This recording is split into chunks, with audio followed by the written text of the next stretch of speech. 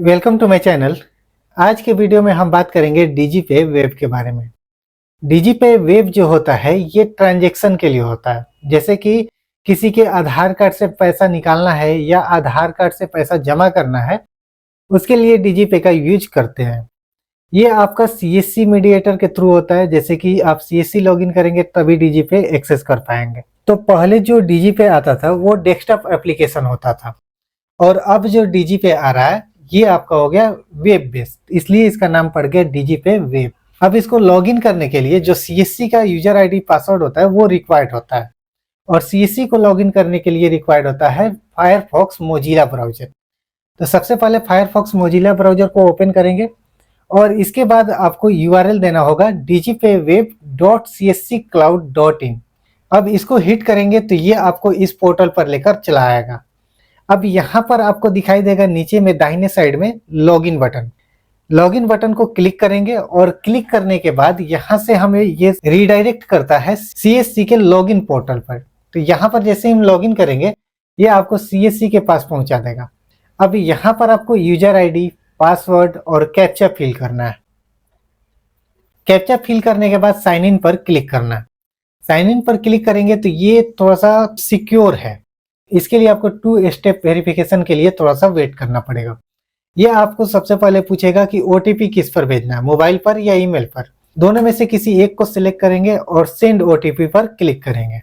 ये आप मोबाइल अगर सिलेक्ट किए हैं तो जो रजिस्टर्ड मोबाइल है उस मोबाइल पर चला जाएगा, या फिर अगर ईमेल आईडी सिलेक्ट किए हैं तो रजिस्टर्ड ईमेल आईडी पर सीएससी के थ्रू आपको एक ओटीपी जाएगा। सेंड ओटीपी पर क्लिक करने के बाद ये आपको एक और पेज देगा। यहाँ पर आपका 2 स्टेप वेरिफिकेशन लिखा हुआ है। जो आपके मोबाइल पर ओटीपी रिसीव हुआ है वो ओटीपी का आपको यहाँ पर फिल करना होगा। ओटीपी फिल करने के बाद प्रोसीड पर क्लिक करेंगे। अब ये आपको लेकर चला जाएगा डिजीपे वेब के डैशबोर्ड पर। इस डैशबोर्ड में आप कैश विड्रॉ, मिनी स्टेटमेंट और बैलेंस इंक्वायरी देख सकते हैं। ऊपर में आपको दिखाई देगा तीनों। सबसे पहले अगर किसी भी कस्टमर का आप डिपॉजिट या विड्रॉ करते हैं तो सबसे पहला स्टेप होता है कि आप बैलेंस इंक्वायरी कर लें, कस्टमर को दिखा लें, उसके बाद कैश विड्रॉ करें या फिर डिपॉजिट करें।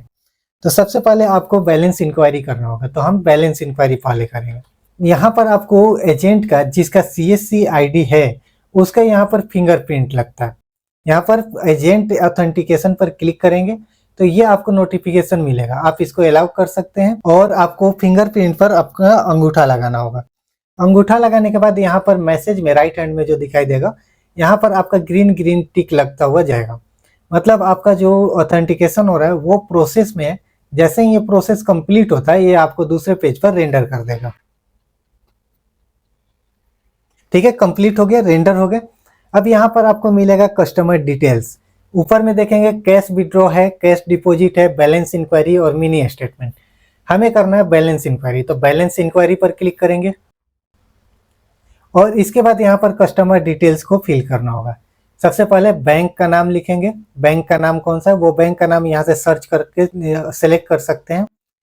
इसके बाद कस्टमर का आधार नंबर जो होगा वो आधार नंबर आपको यहाँ देना होगा।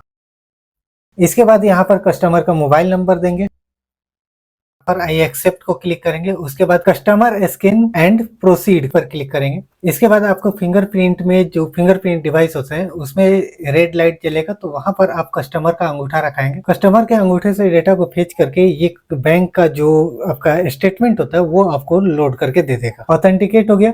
अब ये आपका जो पेज आएगा इस पे आपको मैसेज रहता है और जो ट्रांजेक्शन का रिसिप्ट होता है वो आपको यहाँ पर मिलेगा। अब आप यहाँ पर देख सकते हैं transaction receipt, payment status. Payment अभी हुआ नहीं है, अब ये लिखता है पेमेंट स्टेटस सक्सेसफुल। ट्रांजैक्शन का डिटेल्स दिया और ट्रांजैक्शन आईडी है। बैलेंस यहाँ पर कितना होता है ये आपको कस्टमर को दिखा देना होता है कि आपके अकाउंट में इतना बैलेंस है। इसके बाद हम जाएंगे एईपीएस सर्विसेज पर और कैश विड्रॉल में जाएंगे। अब यहाँ से हम कैश को विड्रॉ करेंगे। बैंक का नाम सेलेक्ट करेंगे। बैंक का नाम सेलेक्ट करने के बाद आधार कार्ड, जो आपका बैलेंस इंक्वायरी का स्टेप होता है सेम यहाँ पर भी सेम स्टेप होता है। ठीक है, मोबाइल नंबर दे देंगे और मोबाइल देने के बाद यहाँ पर आपको अमाउंट देना होगा कि कितना अमाउंट विड्रॉ करना है। विड्रॉ करने के बाद आई एक्सेप्ट को चेक करना होगा और यहाँ पर कस्टमर स्कैन एंड प्रोसीड को क्लिक करना होगा। इसको क्लिक करेंगे और फिंगरप्रिंट डिवाइस में आपका लाइट जाएगा, वहां पर कस्टमर का थंब रखना है, अंगूठा रखना होगा और उससे डेटा फेच करेगा। फेच करने के बाद जो भी आपका रिस्पॉन्स होता है वो आपको मैसेज बॉक्स में दाहिने साइड में दिखाई देगा, जैसे कि आपका बैलेंस इंक्वायरी में दिखाई दे रहा था। ठीक है, यहाँ पर आपका ट्रांजेक्शन रिसिप्ट दिखाई देगा, payment status successful, transaction details, नीचे में अमाउंट आप देख सकते हैं 300 रुपए का हमने ट्रांजेक्शन किया था, वो 300 रुपए का ट्रांजेक्शन यहाँ पर आपको दिखाई देगा। नीचे में एजेंट आईडी और सीएससी का लोकेशन क्या है वो लोकेशन मिल जाएगा। और इसके बाद अगर हम स्टेटमेंट देखना चाहें तो इसके लिए आप आई बटन पर क्लिक करके आप इसका अमाउंट भी देख सकते हैं, आपके अकाउंट में आया कि नहीं आया वो आप चेक कर सकते हैं। अब यहाँ पर जाकर आपको पासबुक में जाना होगा और पासबुक में जाने के बाद यहाँ पर आपको सारा ट्रांजेक्शन का लिस्ट दिखाई देगा। अभी नीचे जाते हैं तो यहाँ पर देखेंगे 300 का जो हमने ट्रांजेक्शन किया था वो क्रेडिट हो गया और इसके जस्ट ऊपर 1.12 रुपीज का कमीशन मिलता है, ये आपको सीएससी आपको प्रोवाइड करता है। ठीक है, यहाँ पर कमीशन लिखा हुआ है और ऊपर में आपका डेबिट भी हुआ है टीडीएस 0.2 रुपीज, ये आपका टीडीएस कट गया। ठीक है, तो ये था हमारा आज का एक छोटा सा वीडियो। अगर वीडियो पसंद आया तो वीडियो को लाइक कर दीजिए, चैनल पर न्यू है तो चैनल को सब्सक्राइब कर लीजिए और सीएससी से रिलेटेड कोई प्रॉब्लम है तो आप कमेंट में पूछ सकते हैं।